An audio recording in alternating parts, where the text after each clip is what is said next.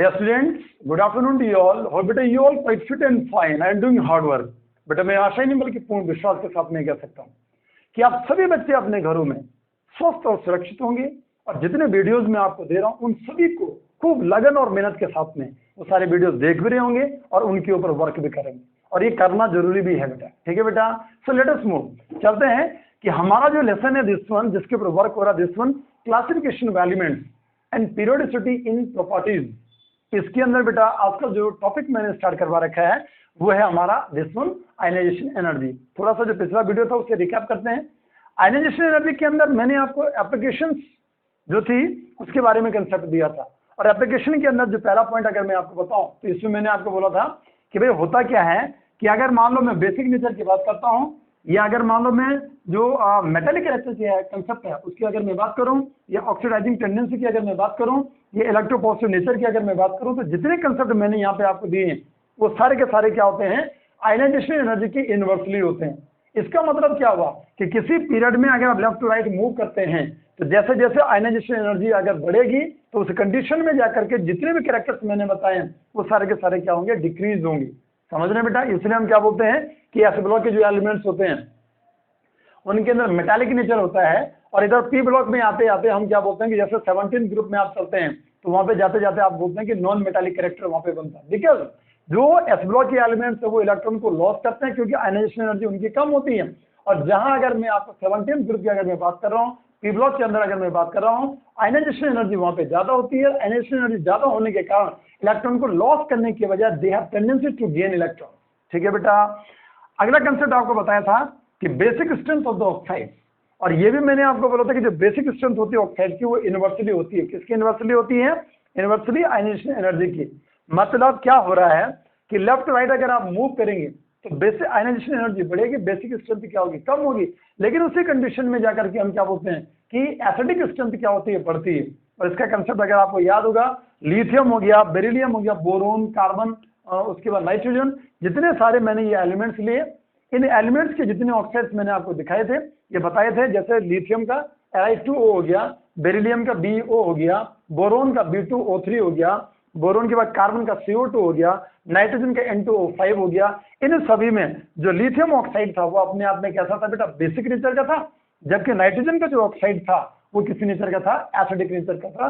Because left to right जब आपने move किया तो वहां पे जो एसिडिक कैरेक्टर था वो बढ़ रहा था, या एसिडिक स्ट्रेंथ बढ़ रही थी, बेसिक स्ट्रेंथ कम हो रही थी क्योंकि आयनाइजेशन एनर्जी क्या हो रही थी, वहां पे बढ़ रही थी। ठीक है बेटा, तीसरे नंबर का अगर आपको एप्लीकेशन याद होगा उसके लिए मैंने आपको बोला था कि अगर आयनाइजेशन एनर्जी सबसे ज्यादा अगर हो रही है तो या तो वो क्या होगा, नोबल गैस, इनर्ट गैस होगा, या तो वो अपने आप में क्या होगा, हैलोजेंस होगा। ठीक है बेटा, पूरी पीरियोडिक टेबल के अंदर जितने भी हमारे पास नोबल गैसेस, जितने भी एलिमेंट्स आते हैं, इनकी आयनाइजेशन एनर्जी जो होती है अदर्स के रिस्पेक्ट में सबसे ज्यादा होती है। अगला पॉइंट आपको बताया था कि अगर आयनाइजेशन एनर्जी अगर बहुत कम है तो इसका मतलब उसके अंदर रिएक्टिविटी ज्यादा होती है, in terms having tendency to loss electron, electron को लॉस करने की टेंडेंसी ज्यादा है, दैट्स व्हाई रिएक्टिविटी भी क्या बनेगी, ज्यादा बनेगी। और इसी को बेस मान करके हमने बोला था कि भाई जो सीजियम है उस सीजियम के अंदर सबसे ज्यादा कौन सा कैरेक्टर बनता है बेटा, इलेक्ट्रो पॉजिटिव कैरेक्टर बनता है। ये इलेक्ट्रॉन को लॉस करने की टेंडेंसी क्या होती है, सबसे ज्यादा होती है, and having to show maximum reactivity.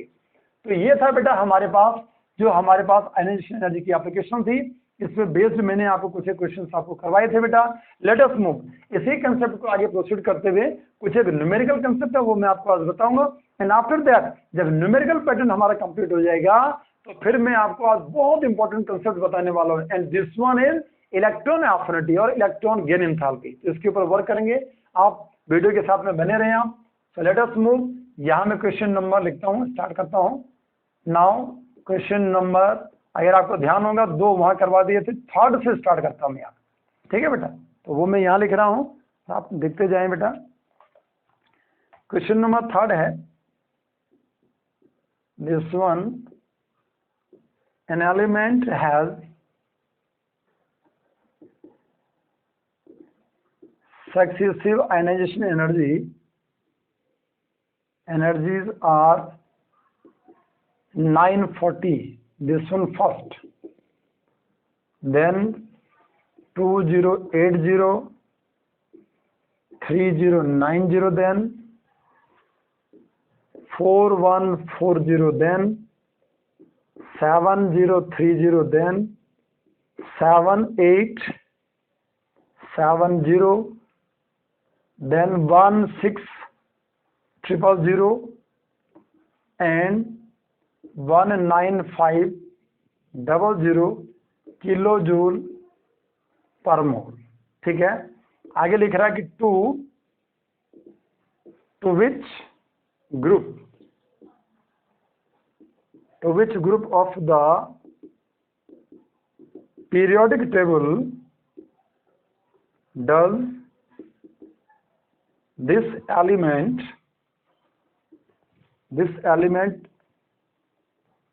belong।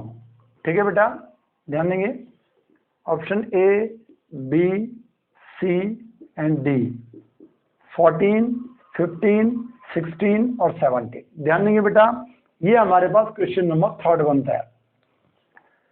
एक चीज आपको ध्यान रखना है कि सक्सेसिव आयनाइजेशन एनर्जी क्या है, मतलब इलेक्ट्रॉन को 1 बाय 1 क्या करना होता है, मूव करना होता है।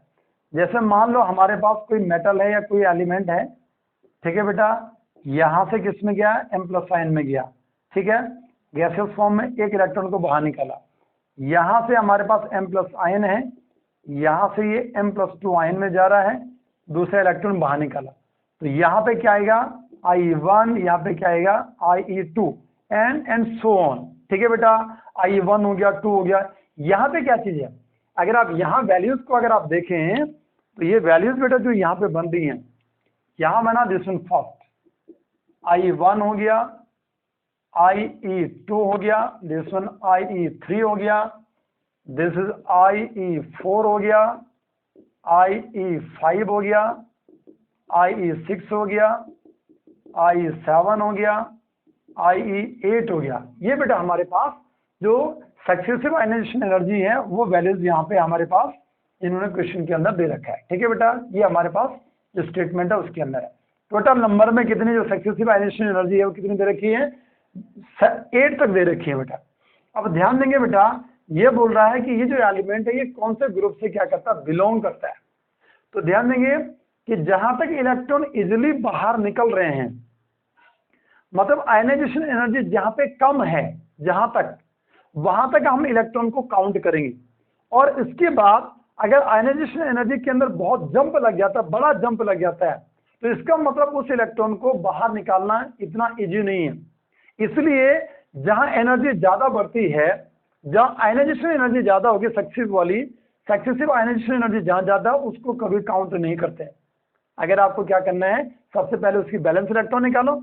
बैलेंस इलेक्ट्रॉन अगर आपको पता चल जाए, ठीक है बेटा, तो हम ये बोल सकते हैं कि वो एलिमेंट कौन से ग्रुप का होगा। तो ध्यान देंगे बेटा, देखो एक चीज है, पहला इलेक्ट्रॉन इजिली निकल रहा है, दूसरा इलेक्ट्रॉन भी इजिली निकल रहा, तीसरा इजिली निकल रहा है, चौथे नंबर का, पांचवें नंबर का, छठवें नंबर का। छठवां नंबर कितना है, 7870, ये वैल्यू इतनी है। लेकिन अगर मान लो 6 के बाद अगर 7th नंबर के इलेक्ट्रॉन को अगर आपने बाहर निकालना है, तो इस इलेक्ट्रॉन को बाहर निकालने के लिए देखो डबल का जंप हो रहा है, बिल्कुल 7870 से 16000 में जा रहा। इसका मतलब इस इलेक्ट्रॉन को निकालने के लिए बहुत ज्यादा एनर्जी देनी पड़ेगी। इस इलेक्ट्रॉन को निकालने के लिए इलेक्ट्रॉनिक कन्फिग्रेशन बहुत ज्यादा स्टेबल हो जाएगा। अगर 6 इलेक्ट्रॉन की अगर मैं बात करता हूं, तो यहाँ पे बैलेंस इलेक्ट्रॉन 6 जो होंगे, 14 के अंदर जो बैलेंस इलेक्ट्रॉन होते हैं वो 4 होते हैं, 15 के बैलेंस इलेक्ट्रॉन कितने होते हैं, 5 होते हैं, 16 के कितने हो रहे हैं, 6 हो रहे हैं, 17 के कितने हो रहे हैं, 7 हो रहे हैं। These are the balance electron. ध्यान से सुनेंगे यहाँ बेटा, ठीक है, ये इनके बैलेंस इलेक्ट्रॉन बन रहे हैं। अब अगर मैं 6 की बात कर रहा हूं तो थोड़ा उसी पे वर्क करते हैं। मान लो 16 ग्रुप की मैं बात करता हूं, और 16 ग्रुप में चलो मैं ऑक्सीजन को लेकर के कंसेप्ट को डिफाइन करवाता हूं। अगर आप ऑक्सीजन की अगर बात करें तो यहाँ पे क्या लिखा है बेटा आपने, 1s2 हो गया, 2s2 हो गया, और 2 पे कितना हो गया, 4 हो गया। ठीक है बेटा, बहुत क्लियर है, ध्यान से समझेंगे। क्या हो रहा है कि ये इलेक्ट्रॉन जो है, दिस वन 2 इलेक्ट्रॉन्स हो गए, और ये मिला करके कितने हो गए, 6 हो गए, 6 और 2 8 होगी। तो 6 इलेक्ट्रॉन्स तो इसके पास बने हैं। ठीक है बेटा, अब ध्यान देंगे यहाँ पे क्या हो रहा है, ये K वाला शेल आ गया, ये L वाला शेल आ गया। अगर आप यहाँ से ड्रॉ करते हैं तो ये S को आपने ऐसे ड्रॉ कर दिया, P को अगर आप ड्रॉ कर रहे हैं बेटा तो ऐसे करके ड्रॉ कर दिया, ये ऐसे करके आपने 4 इलेक्ट्रॉन्स यहाँ दिखा दिए, 2 इलेक्ट्रॉन्स यहाँ पे आ गए, अब अगर आपको आप देख रहे होंगे कि जो पहले वाला इलेक्ट्रॉन है उसके लिए वैल्यू क्या हो रही है, कम हो रही है। 2p4 इलेक्ट्रॉनिक कन्फिगरेशन जो बनता है बेटा, ये अपने आप में कैसा है, दिस वन अनस्टेबल है बेटा। अगर ये अनस्टेबल इलेक्ट्रॉनिक कन्फिगरेशन है तो इजिली आप यहाँ से इलेक्ट्रॉन को निकाल पा रहे हैं। तो इलेक्ट्रॉन को निकाल दिया, पहले वाली वैल्यू क्या होगी इसकी, ये बन गई। मतलब पहला इलेक्ट्रॉन निकाला आपने तो ये आपने ऐसे करके ड्रॉ कर दिया। अब ये यहाँ से चेंज होकर के किसमें आ गया, दिस वन 2p3। ठीक है बेटा, अब 2p3 में क्या हो गया, अब स्टेबल इलेक्ट्रॉनिक कन्फिगरेशन आ गया। अब इस इलेक्ट्रॉन को अगर आपने बाहर निकालना है तो इस इलेक्ट्रॉन को बाहर निकालने के लिए एनर्जी ज्यादा देनी पड़ेगी। एनर्जी ज्यादा देनी पड़ेगी तो इसलिए यहाँ से क्या हो गया, ये यहाँ पे 940 से जंप करके ये डबल में चला गया, क्योंकि स्टेबल इलेक्ट्रॉनिक कन्फिगरेशन आ गया था। तो चलो भाई दूसरा इलेक्ट्रॉन अगर निकालते हैं तो दूसरा इलेक्ट्रॉन, पहला इलेक्ट्रॉन निकालने के बाद 2p3 बना, दूसरा इलेक्ट्रॉन निकालेंगे यहाँ से तो अभी कितना बन जाएगा, दिस वन 2p2 बन जाएगा। ठीक है बेटा, कितने इलेक्ट्रॉन्स निकाल दिए हमने, 2 इलेक्ट्रॉन निकाल दिए। इन दोनों के बारे में बात करते हैं। तीसरा इलेक्ट्रॉन निकालेंगे, ये इलेक्ट्रॉन निकाल दिया तो ये कितना हो जाएगा, 2p1 हो जाएगा। ठीक है बेटा, 3 इलेक्ट्रॉन निकाल दिए। अगर आपने चौथे नंबर के इलेक्ट्रॉन को अगर आपने निकाला, चौथे नंबर का इलेक्ट्रॉन निकाला तो आयनाइजेशन एनर्जी ये वाली बनेगी। ठीक है बेटा, चौथे नंबर का इलेक्ट्रॉन आपने निकाल दिया, मतलब 1 2 3, चौथे नंबर का इलेक्ट्रॉन आपने ये यहाँ से निकाल दिया। अब आएगा हमारे पास पांचवें नंबर का इलेक्ट्रॉन। पांचवें नंबर का इलेक्ट्रॉन देखो, फिर यहाँ से और यहाँ जब आप गए तो एनर्जी फिर बढ़ गई है। क्यों बढ़ी है बोलो, क्योंकि यहाँ पे इलेक्ट्रॉनिक कन्फिगरेशन क्या आ गया, जिसमें 2s2 वाला आ गया और ये स्टेबल होता है। अगर ये स्टेबल इलेक्ट्रॉनिक कन्फिगरेशन आ गया तो एनर्जी इन दोनों के बीच में क्या आ गया, डिफरेंस आ गया। ठीक है बेटा, अब अगर आप यहाँ से निकाल रहे हैं तो पांचवें नंबर का इलेक्ट्रॉन आपने निकाल दिया। ठीक है बेटा, पांचवें नंबर का इलेक्ट्रॉन आपने निकाला, एनर्जी इसकी बढ़ गई थी। छठवें नंबर का इलेक्ट्रॉन निकाल दिया, ये लगभग बराबर है, छठवें नंबर का इलेक्ट्रॉन भी आपने निकाल दिया। अब इससे पहले अगर आप देखें आप, क्योंकि ये 6 इलेक्ट्रॉन तो आपने निकाल दिए, और अब जो इलेक्ट्रॉनिक कन्फिगरेशन आ रहा है बेटा, वो किसका इलेक्ट्रॉनिक कन्फिगरेशन आ रहा है बेटा, इनर्ट गैस का इलेक्ट्रॉनिक कन्फिगरेशन आ रहा है। दैट्स वाई हम बोलेंगे कि इनर्ट गैस का इलेक्ट्रॉनिक कन्फिगरेशन अगर आ रहा तो इसलिए इसकी एनर्जी क्या होगी, बढ़ गई। और इनर्ट गैस के इलेक्ट्रॉन को लॉस करना इतना इजी नहीं। तो क्वेश्चन ये पूछा गया कि भाई ये कौन से ग्रुप से बिलोंग करता है। अगर 6 इलेक्ट्रॉन आप इजिली निकाल पा रहे हैं तो 6 इलेक्ट्रॉन इजिली निकालने के कारण हम ये बोलेंगे कि इसके जो वैलेंस इलेक्ट्रॉन थे वो कितने थे, 6 थे। क्योंकि 7वें नंबर के इलेक्ट्रॉन को निकालने के लिए किसमें चला जा रहा है, ये नोबल गैस के अंदर जा रहा है, वहां से इलेक्ट्रॉन को बाहर निकालना टफ है। दैट्स वाई हमने क्या बोला कि इसकी वैलेंस इलेक्ट्रॉन कितने, 6 हैं। अब यहाँ पे कंसेप्ट ये आया कि वैलेंस इलेक्ट्रॉन अगर कितने हो रहे हैं, 6 हो रहे हैं बेटा, तो पी ब्लॉक है। ये कंसेप्ट मैंने आपको बताया था कि कैसे करके आप ग्रुप को फाइंड आउट करते हैं। तो जो NS है और NP है, इसके टोटल नंबर में इलेक्ट्रॉन कितने, 6 हो गए। और क्या करते हैं, 10 + 2 + 4, ये 6 ये थे, 10 उसमें ऐड करते हैं तो कितना हो जाएगा बेटा, दिस वन 16। इसलिए इसका जो ग्रुप नंबर बनेगा वो ग्रुप नंबर कौन सा बनेगा, 16। दैट्स वाई हमारे इस क्वेश्चन का आंसर क्या बनेगा, 16 बनेगा। ठीक है बेटा, आशा करता हूँ सभी बच्चों को जो मैंने इसका एक्सप्लेनेशन दिया बहुत क्लियरली आपको समझ में आया। ठीक है, चलते हैं अगले क्वेश्चन के ऊपर। Now question number 4।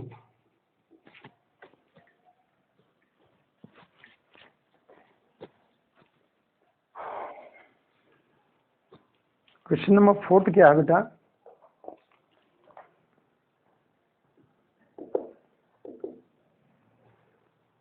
The ionisation energy of lithium and potassium are 5.4 and 4.3 electron volt respectively। ठीक है बेटा, आगे क्या बोलो कि द आयनाइजेशन पोटेंशियल या आयनाइजेशन एनर्जी, ऐसे दिक्कत नहीं, एनर्जी लिख दो, पोटेंशियल लिख दो। द आयनाइजेशन एनर्जी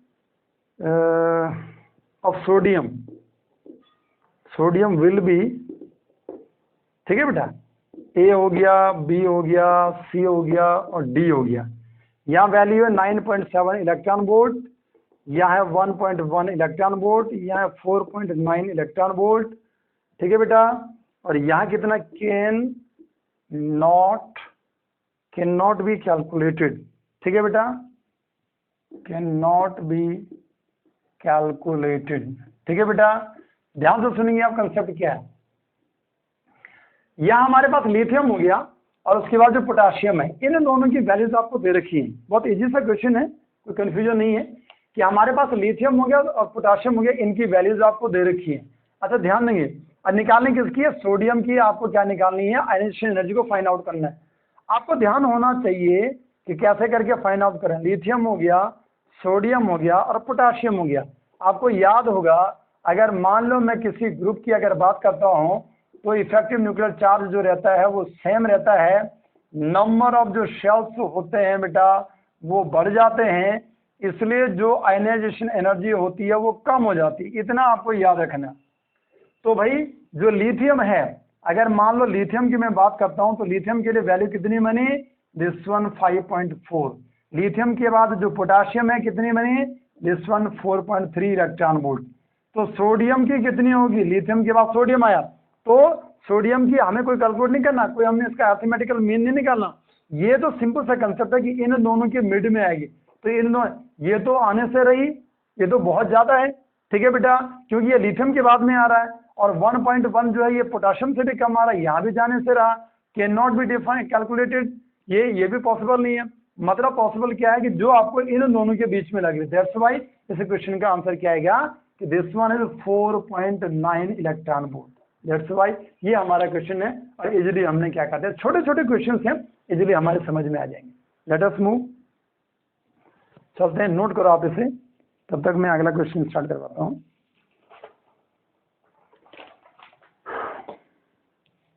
मिटाते हैं बेटे।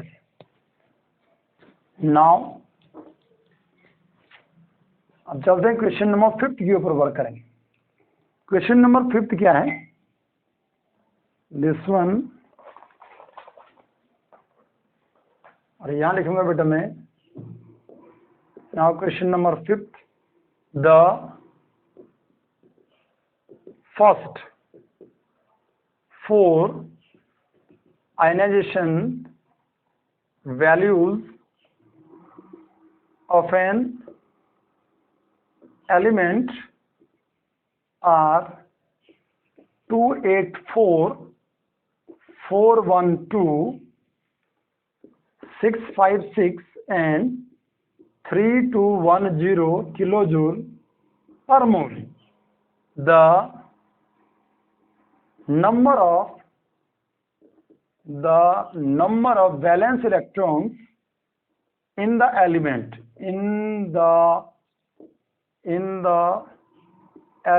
are A, B, C and D।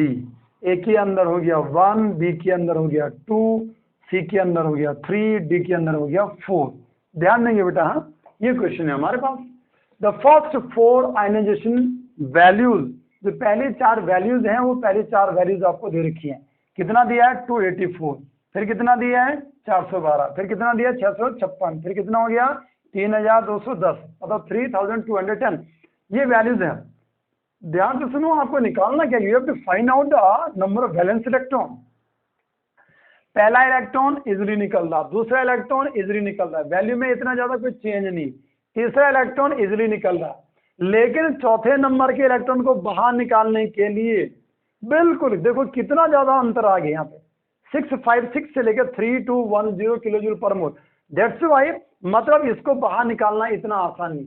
तो किसको बाहर निकालना आसान है, पहला इलेक्ट्रॉन, दूसरा इलेक्ट्रॉन, तीसरा इलेक्ट्रॉन। इसलिए इसके वैलेंस इलेक्ट्रॉन कितने होंगे, 1 2 3 4। कौन सा आंसर आएगा बेटा, 3। समझ में आ गया। क्वेश्चन छोटे छोटे क्वेश्चन है, कोई इतना टिपिकल नहीं। नाउ क्वेश्चन नंबर, अगर मैं 6 की बात करता हूं तो क्वेश्चन नंबर 6 लिखेंगे बेटा। क्वेश्चन नंबर 6 क्या है, this one, the first, second and third ionisation energy, जिसको इसने क्या लिख दिया, E1 प्लस E2 कॉमा करके, एंड E3, ठीक है बेटा। For an element are 7 electron volt, 12.5 electron volt हो गया बेटा, एंड 42.5 इलेक्ट्रॉन वोल्ट रिस्पेक्टिवली। ठीक है, ये वैल्यू दे रखी है। आगे क्या बोल रहा है कि the most stable the most stable oxidation state of the element will be, ठीक है। और ध्यान देंगे A हो गया, B हो गया, C हो गया, D हो गया, प्लस का 1 प्लस का 4 प्लस का 3 प्लस का 2। ध्यान देंगे बेटा, ये हमारे पास एक क्वेश्चन बन रहा है। यहां मैं एक चीज आपको बताता हूं, यहाँ एक टर्म आया ऑक्सीडेशन स्टेट। इस ऑक्सीडेशन स्टेट के ऊपर अगर आप बच्चों ने मेरा वीडियो, जो मेरा चैनल है, अगर उसे सब्सक्राइब कर रखा है, तो उसमें ऑक्सीडेशन स्टेट के ऊपर मैंने 2 वीडियोस बना के डाले हैं, बड़े बड़े वीडियो बनाए, 1-1 घंटे के वीडियो हैं, ठीक है बेटा। सारी ऑक्सीडेशन स्टेट के ऊपर सारा डिटेल मैंने आपको वहां बता रखा है। आप आशा कोशिश करता हूँ कि आप लोग वो जरूर देखें और उससे आपको ऑक्सीडेशन स्टेट को निकालना, फाइंड आउट करना आपको समझ में आ जाएगा। यहाँ सिंपली मैं ऐसा बोलूंगा कि ऑक्सीडेशन स्टेट का मतलब ये हुआ कि वो क्या कर रहा है, यहाँ पे इलेक्ट्रॉन को कितना लॉस कर सकता है इजिली। बाकी चीजें तो उस टॉपिक के अंदर आपको सारा डिटेल में वहां मिलेगा, ध्यान देंगे।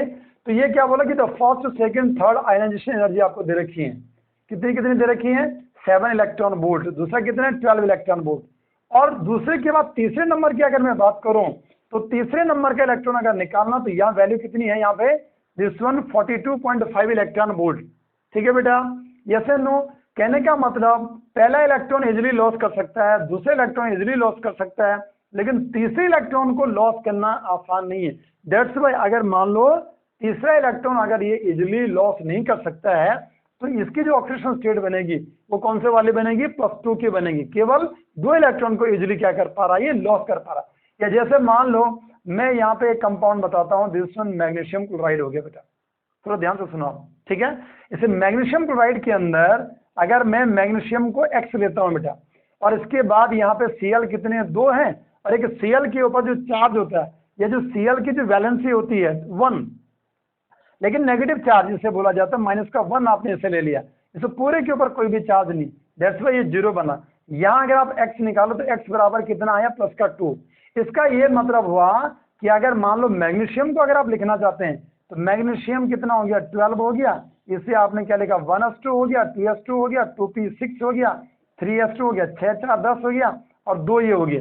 इसका मतलब 2 इलेक्ट्रॉन तो इसने इजिली निकाल दिए, 2 इलेक्ट्रॉन को इसने किसको दे दिया? Cl को दे दिया, ठीक है बेटा। लेकिन 2 के बाद तीसरा इलेक्ट्रॉन अगर निकालना चाहे, तो इसके बाद स्टेबल इलेक्ट्रॉनिक कन्फिगरेशन आ रहा है, और स्टेबल इलेक्ट्रॉनिक कन्फिगरेशन आने के कारण अब ये इलेक्ट्रॉन को लॉस करना इतना आसान नहीं है। दैट्स वाई ये केवल जो ऑक्सीडेशन स्टेट दिखाएगा वो कौन से वाले दिखाएगा? 2 इलेक्ट्रॉन को इजिली लॉस कर पाएगा। दैट्स वाई इसकी जो ऑक्सीडेशन स्टेट बनेगी वो कितने की बनेगी? +2 बनेगी, ठीक है बेटा। लेट अस मूव, अब चलते हैं। तो ये थे बेटा हमारे पास जो क्वेश्चंस हैं, कितने हो गए? ठीक है, 6 क्वेश्चंस हो गए, ठीक है। नाउ लेट अस मूव, अब चलते हैं जो अगला टॉपिक है उसके ऊपर हम वर्क करते हैं। कितना टाइम हो रहा है? यस बेटा। सो लेट अस मूव, हम चलेंगे, जो हमारा अगला टॉपिक है उसके ऊपर हम वर्क करेंगे। बहुत मजेदार कंसेप्ट अब मैं आपको बताने वाला हूं। आयनाइजेशन एनर्जी पे बेस्ड जितने भी मैं आपको असाइनमेंट जो भी दे रहा होता हूं, उन्हें जरूर सॉल्व कर दिया करें आप लोग। अगर आप फीडबैक नहीं देंगे बेटा, तो ये आपके लिए भी ठीक नहीं है और मेरे लिए भी ठीक नहीं है, क्योंकि हम आगे नहीं बढ़ पाएंगे बेटा ऐसे में ना। तो इट मस्ट कि जो आपके टीचर होते हैं, ठीक है बेटा, वो एक पेरेंट्स के जैसा बिहेव करते हैं, तो उनकी बातों को आपको हमेशा ध्यान में रखना चाहिए।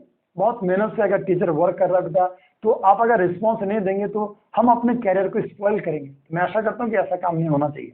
लेट अस मूव, चलते हैं बेटा, और जो इंपॉर्टेंट कंसेप्ट है उसके ऊपर हम वर्क करते हैं। नाउ और लिखेंगे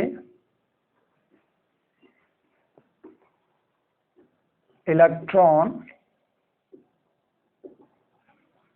एफिनिटी और electron gain enthalpy. Electron gain enthalpy, ध्यान से सुनेंगे बेटा। Electron affinity, electron gain enthalpy, या इसे और करके डेल्टा AgH ऐसे भी इसे लिखा जा सकता है।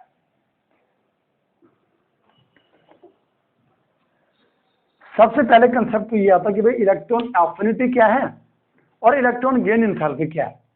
मतलब इलेक्ट्रॉन एफिनिटी किस कंडीशन में आप बोल रहे हैं या इलेक्ट्रॉन गेन एंथैल्पी किस कंडीशन में बोल रहे हैं, क्या ये दोनों चीजें क्या है, समान है या एक जैसी हैं। Late us move. कंसेप्ट क्या है बेटा, एक्चुअली जो इलेक्ट्रॉन एफिनिटी है वो एक जो ओल्ड टर्म है इस कंसेप्ट को डिफाइन करने का, वो ओल्ड टर्म है, और इलेक्ट्रॉन गेन एंथैल्पी जो है वो एक मॉडर्न टर्म है। आज के दिन अगर मैं आपको बोलूं तो आज के दिन मैक्सिमम या जो चीजें जो एनसीईआरटी ने फॉलो किया है आज के दिन वो इलेक्ट्रॉन गेन एंथैल्पी बोल रही है। ठीक है बेटा, मॉडर्न केमिस्ट्री की अगर मैं बात करें, लेकिन इलेक्ट्रॉन एफिनिटी को इसने बहुत सारे ऐसे कंपटीशन एग्जाम है जिनमें ये आज भी ये इलेक्ट्रॉन एफिनिटी का यूज करता है। थोड़ा समझेंगे इलेक्ट्रॉन एफिनिटी और इलेक्ट्रॉन गेन एंथैल्पी के बीच में क्या डिफरेंस है। सबसे पहले तो ये समझेंगे, अगर मान लो मैं यहाँ पे इलेक्ट्रॉन एफिनिटी की अगर मैं बात कर रहा हूं तो electron affinity is the negative of the electron gain enthalpy. इसे हम बेटा ऐसे करके डिनोट करते हैं और इसे लिखा जाता है एट एब्सोल्यूट जीरो टेम्परेचर। ध्यान से सुनेंगे, यहां अगर हम लिखेंगे, यहां लिखेंगे अदर टेम्परेचर T, अगर उसकी मैं बात करता हूं तो यहां पे क्या लिखा जाता है कि डेल्टा EgH इक्वल टू बनता है -EA माइनस 5/2 RT। R जो यहाँ पे है वो गैस कांस्टेंट इसे बोला जाता है, और T यहाँ पे क्या गया बेटा, ये जो टेम्परेचर जिसकी मैं बात कर रहा हूँ इस टेम्परेचर पे। लेकिन इसे थोड़ा सा और ज्यादा चेंज करते हैं और इसे लिखा जाता है कि delta Eg almost equal to minus of EA। इतने वैल्यू ही इसे काउंट किया जाता है रेदर देन इसके बजाय ये काउंट किया जाता है। बहुत क्लियर, आपको समझ में आ गया बेटा। क्या बोला गया कि हमारे पास जो इलेक्ट्रॉन एफिनिटी है और इलेक्ट्रॉन गेन एंथैल्पी है, अगर हम इनकी वैल्यूज की अगर मैं बात करता हूं तो ये दोनों के दोनों बिल्कुल इक्वल हैं, लेकिन साइन कन्वेंशन की अगर बात करें तो वो अपोजिट हो रहे हैं। मतलब electron affinity is the negative of the electron gain enthalpy, ये electron gain enthalpy is the negative of the electron affinity. अगर मान लो ये अपने आप में पॉजिटिव है तो ये नेगेटिव है, अगर ये पॉजिटिव हो जाएगा तो ये क्या बन जाएगा, नेगेटिव बन जाएगा। समझ रहे हैं बेटा।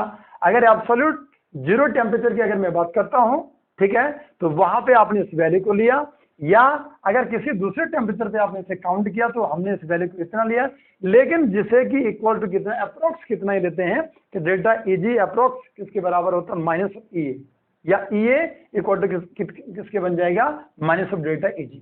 बहुत क्लियर है बेटा, यस या नो। अब ध्यान देंगे, मैं बोल रहा हूं कि अगर ऐसा हो जाए, क्या हो जाए, ध्यान से सुनेंगे, कि अगर हमारे पास EA की वैल्यू बेटा पॉजिटिव है, सो दैट डेल्टा EgH की वैल्यू जो बनेगी वो नेगेटिव की बनेगी।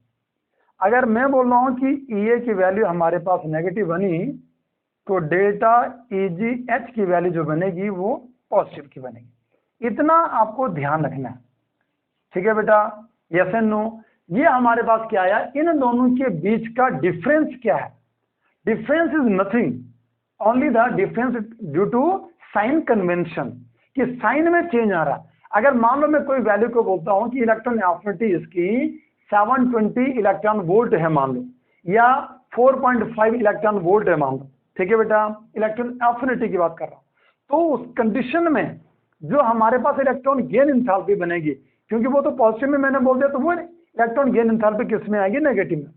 और अगर मैं इसको नेगेटिव में बोल दूं, माइनस में है इलेक्ट्रॉन एफिनिटी, तो इलेक्ट्रॉन गेन एंथैल्पी किस में आएगी, पॉजिटिव में आएगी। इतना अगर सभी बच्चों को समझ में आ गया, सो लेट अस मूव, चलते हैं इससे आगे कैसे करके हम इस टर्म को डिफाइन करते हैं। ठीक है बेटा, जैसे नो, आगे समझ में। अब चलते हैं आगे। अच्छा, आगे कंसेप्ट क्या है कि जैसे मान लो हमारे पास कोई एटम है, ठीक है बेटा, वी हैव एन एटम, हम एक एटम को ड्रॉ करते हैं और ये एक एटम का न्यूक्लियस है। इसके अंदर बेटा we have number of shells, ये ऐसे करके मैंने ड्रॉ कर दिया। ठीक है बेटा, ये हमारे पास कोई एटम है, ठीक है, इस एटम का ये न्यूक्लियस हो गया और इसके अंदर क्या बने, नंबर ऑफ शेल्स बन रहे। अब इस नंबर ऑफ शेल्स के अंदर क्या हो रहा है कि एक इलेक्ट्रॉन का क्या होना है, एडिशन होना है। इस आउटरमोस्ट जो शेल है, ऑर्बिट है, उसमें कोई इलेक्ट्रॉन क्या कर रहा है, ऐड हो रहा है।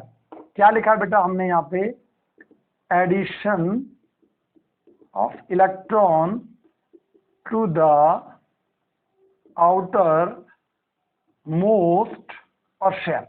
आउटर मोस्ट शेल में क्या हो रहा है, इलेक्ट्रॉन का एडिशन हो रहा है। और उस condition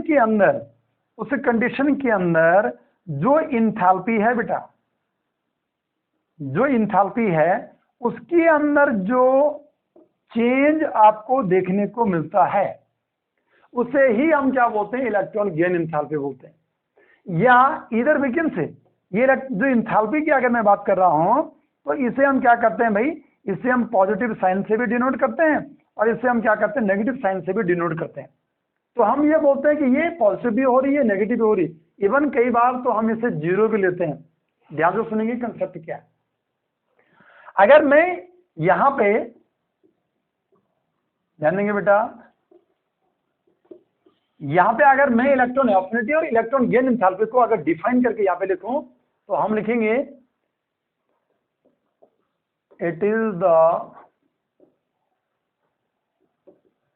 amount of energy which is released when an electron is added to the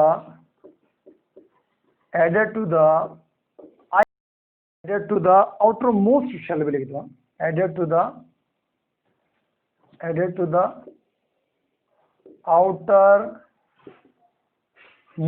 shell of an isolated gaseous atom is called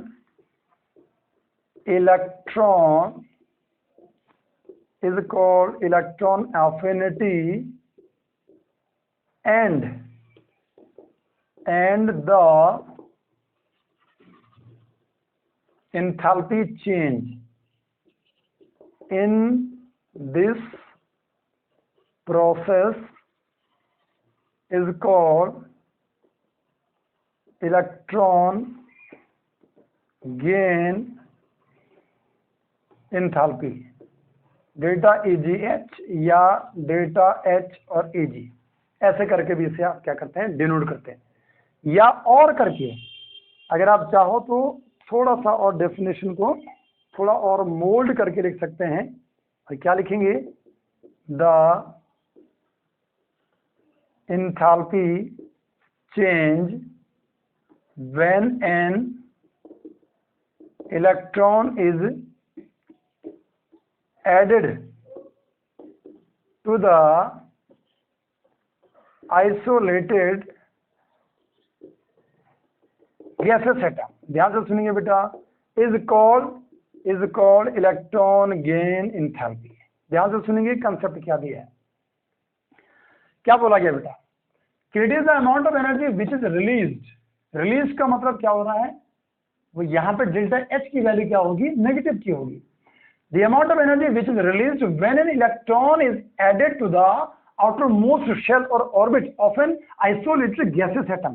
किसी आइसोलेटेड गैसेस एटम का, this one isolated gases atom, and this one is outer most और shell है बेटा। इस outer most shell में इस electron का क्या हो रहा है, एडिशन हो रहा है। और इलेक्ट्रॉन का एडिशन जब आइसोलेटेड गैसेस एटम के अंदर हो रहा है तो उसे आपने क्या बोला, इलेक्ट्रॉन एफिनिटी बोला। और वहां पे इंथैल्पी के अंदर क्या चेंज आ रहा है, this one is called electron gain enthalpy. बहुत क्लियर है बेटा, यस एंड नो। या हम ये बोलते हैं कि the enthalpy change when an electron is added to the isolated gases atom, कि जब एक इलेक्ट्रॉन किसी आइसोलेटेड गैसेस एटम के अंदर ऐड होता है तो इंथैल्पी के अंदर जो चेंज आता है, this one is called electron gain enthalpy.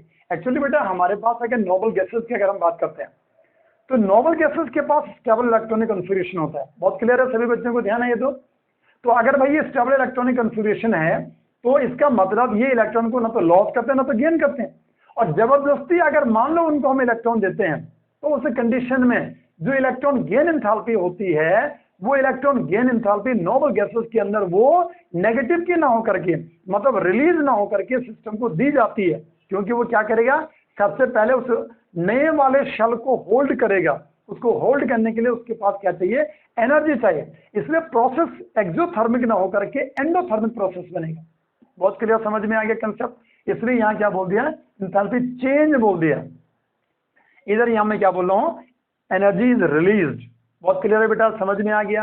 अब चलते हैं बेटा इसकी यूनिट की अगर मैं बात करता हूं, so let us move. If you want to write as earlier I have told you about ionisation energy, वहां भी मैंने यूनिट का कंसेप्ट दिया था।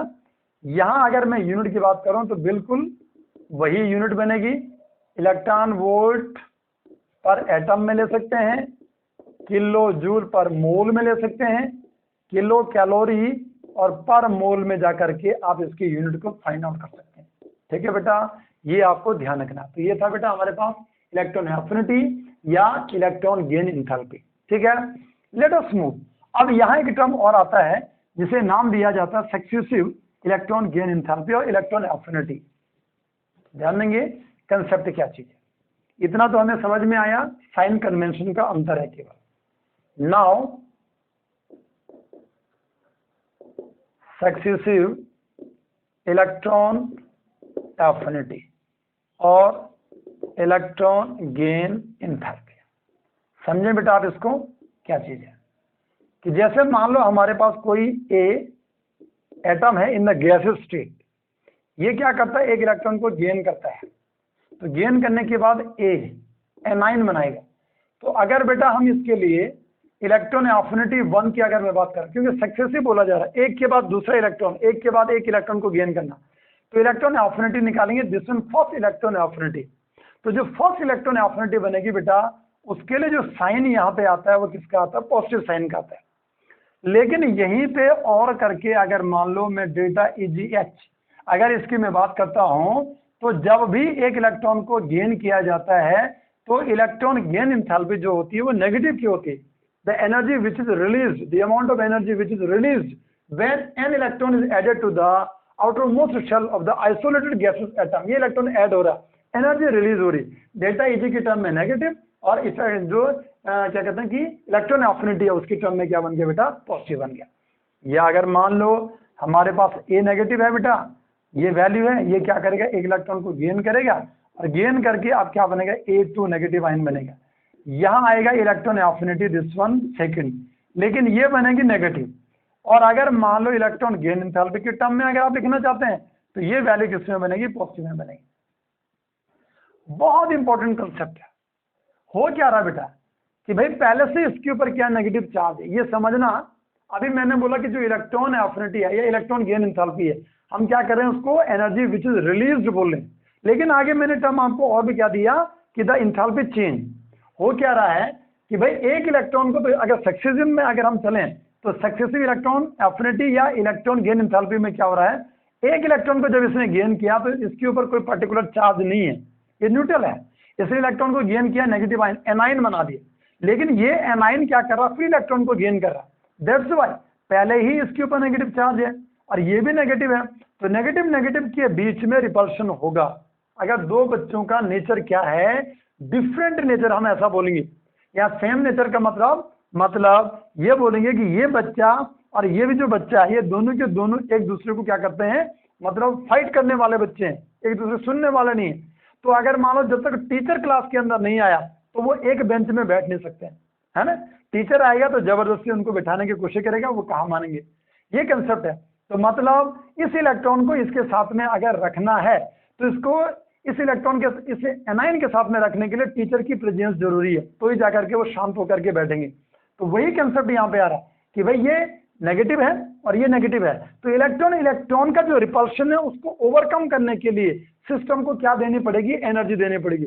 और सिस्टम को जब एनर्जी देनी पड़ती है, दैट्स व्हाई यहाँ पे जो इलेक्ट्रॉन गेन एंथैल्पी बनती है वो पॉजिटिव की बनती है, और electron affinity because sign convention आ गया इसलिए वो किसका बन गया, नेगेटिव का बन गया। दैट्स वाई ये हमने ऐसे बना दिया। अब अगर यहाँ देखें आप, ये भी नेगेटिव का है, ठीक है बेटा। अगर यहाँ और यहाँ देखें तो ये कैंसिल आउट हो गया। अगर इसे मैं लिखूंगा ये ए बन गया, और यहाँ से एक और एक दो, कितने इलेक्ट्रॉन्स हो गए टोटल नंबर में 2 इलेक्ट्रॉन्स को अगर इसने गेन किया, और यहाँ से क्या बनाया बेटा, this one A2 negative ion बना दिया गैसियस फॉर्म में। इस कंडीशन में आपको एक चीज याद रखनी है, यहाँ जो Ea आएगा वो Ea इसका नेगेटिव आता है, लेकिन दूसरा बनेगा। अगर मान लो डेल्टा EgH की अगर आप बात करते हैं तो डेल्टा EgH हमेशा इसका क्या बनता है, पॉजिटिव बनता है। और द कंसेप्ट याद रखेंगे, जब भी पॉलीवैलेंट एनायन का फॉर्मेशन होता है, मतलब यहां से क्या लिखूंगा बेटा मैं, जब पहले इसका एक एग्जांपल में देता हूं। जैसे ऑक्सीजन हो गया, ऑक्सीजन ने क्या किया, एक इलेक्ट्रॉन को गेन किया, और गेन करने के बाद बेटा ये बना O नेगेटिव आयन, ठीक है। ऐसी कंडीशन में अगर मैं इसके लिए डेल्टा EgH की अगर मैं बात करता हूं तो ये बनता है -141 किलो जूल पर मोल। और अगर मान लो यहाँ पे O नेगेटिव आयन है बेटा, इलेक्ट्रॉन को गेन किया तो क्या बनेगा, O2 नेगेटिव आयन बनेगा। और ये वैल्यू जो बनती है दिस वन डेल्टा EgH जो बनेगी, ये 1 बन गया, ये 2 की अगर मैं बात करता हूँ तो प्लस 780 किलो जूल और पर मोल की बनेगी। मतलब ये किस में बन गई बेटा, ध्यान से सुनेंगे बेटा, ये किस में बनी, जो सेकंड वाली बनी सक्सेसिव की मैं बात कर रहा हूँ, ये वैल्यू किस में आएगी, पॉजिटिव में आएगी। एक्चुअली होता क्या है, ध्यान देंगे आप, यहां हम क्या बोलते हैं, यहां मैं लिखूंगा from the above we can say, अगर इन दोनों को ऐड करेंगे तो भी किस में आएगा बेटा, पॉजिटिव में आएगा। So we can say that for the formation of polyvalent anion, the energy is always absorbed, ठीक है, याद रखेंगे। so that बहुत इंपॉर्टेंट कंसेप्ट है, so that delta EgH is always positive. याद रखेंगे कि जो यहाँ पे इलेक्ट्रॉन गेन एंथैल्पी बनेगी वो हमेशा क्या बनती है, पॉलीवैलेंट एनाइन के लिए। मतलब यहाँ पे ये O नेगेटिव से किस में आ गया, O2 नेगेटिव में, या O से किस में जा रहा, O2 नेगेटिव में, A से A2 नेगेटिव में जा रहा है। इसलिए A से A2 नेगेटिव में जब भी जाएगा, जब भी पॉलीवैलेंट एनाइन बनेगा, जब भी बनेगा, डोंट फॉरगेट द कंसेप्ट, यहाँ पे डेल्टा EG की वैल्यू हमेशा किस में आएगी, पॉजिटिव साइन के साथ में आएगी। ठीक है बेटा, आशा करता हूँ आपको ये बहुत क्लियरली समझ में आया होगा। और यहाँ हम ये भी लिख सकते हैं, अगर इसके अंदर ये मैं अगर पॉइंट बना के लिखूँ बेटा, दिस वन फर्स्ट पॉइंट, और एक सेकंड पॉइंट अगर मैं यहाँ पे और लिखूँ तो सेकंड पॉइंट क्या बन सकता है इसका, the electron affinity, first electron affinity is normally positive, delta EgH बराबर negative, because energy is released in the process, but the second electron affinity is always, याद रखेंगे यहाँ is always, यहाँ पॉजिटिव लिखा था, यहाँ लिखेंगे is always नेगेटिव, और यहाँ क्या लिख देंगे, delta EgH is always positive. ये पॉजिटिव हो गया, ये नेगेटिव हो गया, बिकॉज, क्यों भाई, बिकॉज एनर्जी इज एब्जॉर्ब्ड, ध्यान से सुनेंगे यहाँ, absorbed during the process to, किस लिए एब्जॉर्ब क्यों की जा रही है, a process to overcome the electron repulsion. ध्यान देंगे बेटा, बहुत इंपॉर्टेंट कंसेप्ट आपको बताया कि भाई जो पहले वाली जो एनर्जी है वो तो नेगेटिव की है, या इसकी पॉजिटिव की है, ठीक है, लेकिन सेकंड वाली जो बनती है, सेकंड वाली क्या बनती है, पॉजिटिव की बनती है। क्यों बनती है, क्योंकि इलेक्ट्रॉन इलेक्ट्रॉन का जो रिपल्शन होता है उसको ओवरकम करने के लिए जो सेकेंड इलेक्ट्रॉन गेन इंथैल्पी बनती है वो किस में बनेगी बेटा, जिसमें वो पॉजिटिव की बनेगी, लेकिन या इलेक्ट्रॉन एफिनिटी की अगर बात करते हैं सेकंड की तो वो किस में बनेगी, नेगेटिव में बनेगी। तो ये था बेटा मेरा आज का वीडियो। आशा करता हूँ कि मैंने खूब टाइम लगाया, बहुत सारी बातें आपको बताई हैं, बहुत कुछ आपको सिखाने की कोशिश की है। ठीक है बेटा, आशा करता हूँ आप सभी बच्चों को ये वीडियो जो पॉइंट आपको करवाएं बहुत क्लियरली आपके समझ में आया। थैंक्स बेटा एंड गॉड ब्लेस।